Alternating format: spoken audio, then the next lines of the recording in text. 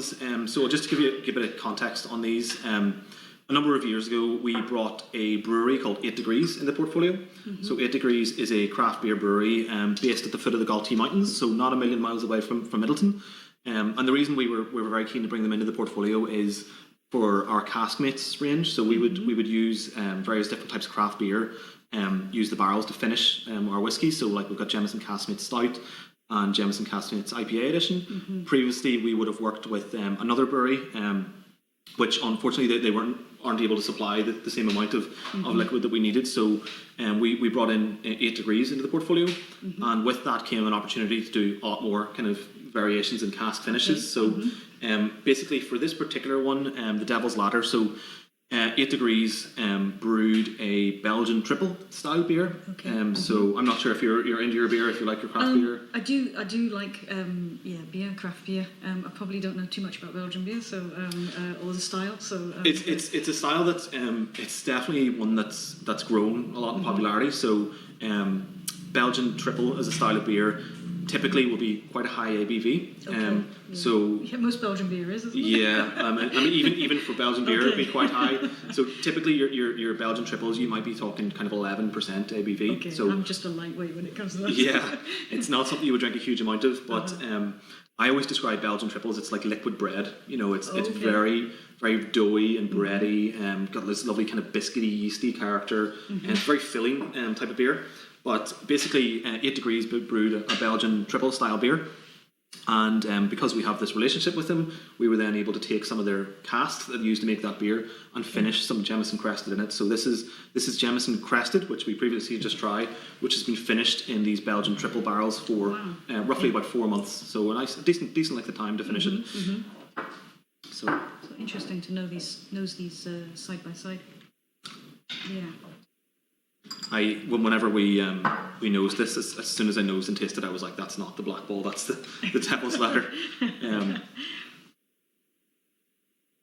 So super fresh. It's got like lemon bonbons and all of it. Yeah, it's definitely got like a sherbety sort of it's quite lively, the nose. You know, it kind of jumps out at you. Yeah, very fresh, very zesty. But for me personally, I drink quite a lot of Belgian triples and stuff, so like I was getting those kind of bready notes immediately on this one. So you could make that comparison. That came through for you. Yeah, I think so. Yeah.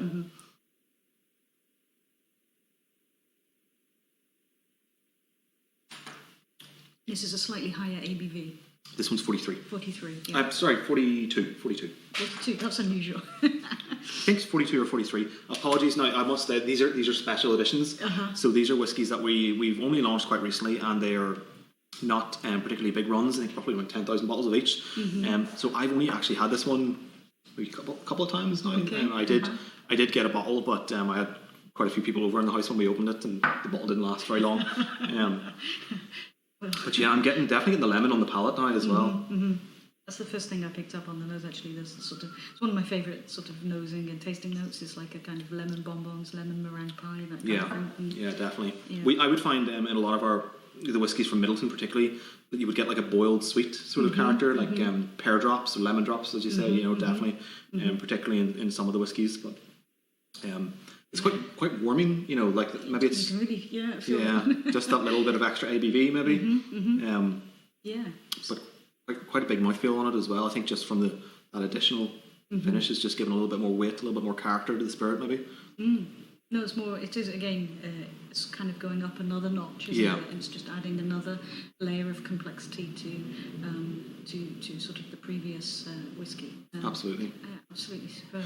And like the idea of finishing has become so important, so big in whiskey. Like it's something that we've been doing obviously for a few years now. But I just see more and more brands, more distilleries. It's a real great way to kind of put your own stamp on a whiskey. And it's it's a great way to innovate, isn't it? To be a bit more creative. I think with the Irish whiskey regulations, you have slightly more flexibility than say Scotch whiskey rules and regulations.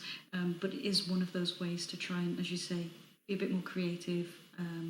Just add something a little bit extra while still keeping everything very traditional. Yeah. I mean, there are cynics, who, and I've been one of them in the past. But when I think, when cask finishing is done well, it really does sort of bring out something very special in the whiskey. Absolutely, and it can not work sometimes, you know. Yeah, and that's the way it works. Yeah, that's it. Whiskey, you know, yeah. and I know for a fact that we've tried a lot of things that didn't work in Middleton. So our kind of experimental range, Method Madness, would feature a lot of finishes of whiskey. So this is where I suppose the difference between the regulations for Ireland and Scotland is that we can use species of wood other than oak. Yeah, and we have tried. You know, we've done things like acacia and we've done chestnut, etc. But just chatting with the guys at the distillery and the guys in the maturation houses, and they've said a lot of the stuff just hasn't worked. They either haven't got enough flavour from the finish to justify bottling, or they've had ones that just didn't taste good. You know. So until you try, you don't know. So yeah, that's it. You know, and we're quite lucky. I suppose that's one of the advantages of being a bigger distillery. You know, is we do have the freedom. You know, we can take these risks, which unfortunately sometimes don't work, but fortunately sometimes they do. And we have had some really successful finishes and some great whiskies in both the Jameson and the Method and Madness families. No, I'm really enjoying it. I think one of the perhaps problems, I guess, is as you go further down the line, you try lots of different whiskies, you perhaps tend to overlook the major brand names, a certain sort of snobbishness that creeps in. And then when you have the opportunity to go back to these names like Jameson and the ones essentially that introduced you to the category in the first place, when you go back and you look at it from a different perspective, they're just superb whiskies. This is actually stunning. I like this. Brilliant. No, I'm glad you're enjoying it. But yeah, no, I mean, it's I totally understand. You know, we are a very big company. You know, and with big companies, there's a certain level of cynicism. Understandably, but I think at the end of the day, I just say I like to let the liquid speak for itself, and let people revisit some of these whiskies that got them there in the first place. Like I know we're here to talk about Jameson, but I always find the Powers Gold label, the classic Powers, is not by any means a fancy or premium whiskey, but it's one that I find myself going back to so often and drinking. It's the one that kind of got me started on whiskey in the first place. No, absolutely. I run a whiskey group in Edinburgh, and there are a couple of Irish people in the group, so they decided to do an Irish tasting for the group. And Powers, we had one bottling from the 80s, I think, very good. With the bottling from today. I think a lot of people were on Master of Malt buying, today's bottling. They thought it was fantastic. Yeah. That had a bit of a rebrand as well. So I think we had the old style. Yes, would have had the shield kind of style. So yeah, it's got a rebrand there.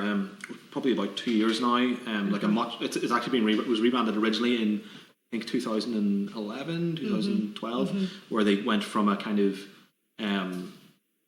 paper style label, and then they rebranded with a more premium looking gold shield, and then a couple of years ago we had a much more dramatic rebrand where we actually changed the shape of the bottle, so the sort of stumpier, style of bottle, completely different change, and has rocked the boat for some people, as it always will when you change labels, but really they're just trying to, again, the same thing with Crested, is just bring it into a bit more of a modern look, and ultimately at the end of the day try and recruit some new consumers, because for a lot of the time, the people that are drinking Powers are people who've been drinking it for years, but we do want to bring in some of those Jameson drinkers and let them say, look, here, try this one as well. People are super sort of loyal to their brand, aren't they? They started drinking that when they were in their 20s, and they're still drinking the same thing. I don't know if maybe it is the same for Scotch, but for here, certainly it was like you were either a Bushman, a Jameson man, a Paddy man, or a Powers man. You didn't drink anything else. I think we're trying to break down that. Because there's so many great brands. Of course, why restrict yourself to just one? Get out there and try some other whiskies. I think there's still an element of that within Scotch whisky. I know people who drink grouse wherever they go, even though that's changed significantly over the years, but no, they're totally loyal still to their just brand. That's all I drink. Maybe with some of the I think the difference is we have so much information now. The younger crowd has so much information at their fingertips, so they can find out information about all of these different brands, and then there's always a way to try them. So I think perhaps that's something that I kind of see at some of the tastings. And the whiskey clubs are a brilliant way to do it. That was initially maybe about 6 or 7 years ago when I was very, very new to whiskey. It was going to these whiskey tastings and clubs, which was a totally new concept to me. That really opened my eyes to the varieties of different whiskey, because I drank Jameson and I drank Powers and I drank various different blended Scotch whiskies, but suddenly I was being exposed to you know, Islay single malts and Japanese whiskies and these countries that I didn't even know produce whiskey. Yeah. And I just love the idea of you paying at a ticket and you get to try a whole range. I totally agree. And then, you know, we have tasting packs like this. You get to try before you buy, because, you know, to invest money, 50 quid, 60 quid in a bottle of whiskey without actually having tried it. So you get a wee taste of it, and then you can decide if you want to you know, go and invest in a full bottle. And it can really sting when you've spent that money, and then to just discover that you actually don't really like it.